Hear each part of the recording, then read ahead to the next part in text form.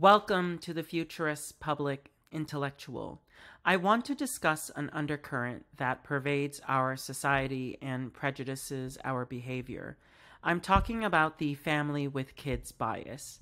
With the recent passing of the Federal Aviation Administration Reauthorization Act of 2024, the Department of Transportation has stated that it's going to work on banning fees for family seating.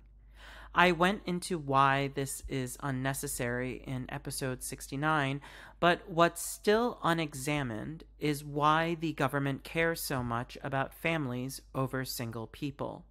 If the government was treating them equally, the DOT would just pursue banning seat assignment fees in general.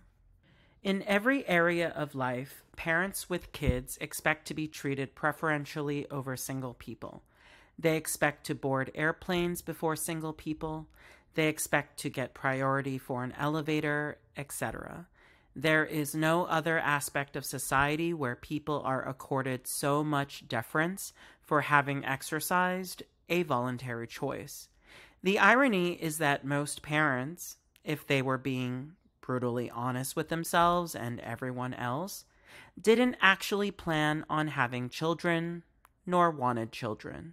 It was merely a biological consequence of having straight sex, and yet these people are put on a pedestal everywhere you go.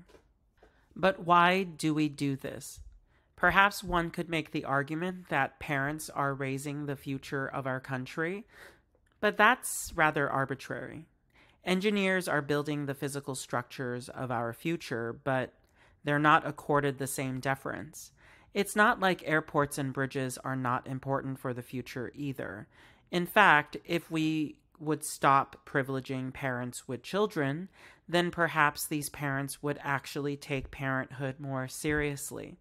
If you want to walk the path of parenthood, then you'll have to do it knowing that it's a choice like anything else. Prioritizing families over single people also clashes with two other groups who genuinely deserve extra attention: the elderly and the disabled. Both groups are part of their groups for no voluntary reason, so compassion for their conditions is appropriate. When the elderly or disabled board a plane before everyone else, most people don't grumble because they recognize the difficulties that come with being old or disabled. But when families with kids are given priority, it makes one question why a voluntary choice led to a permanent elevated status.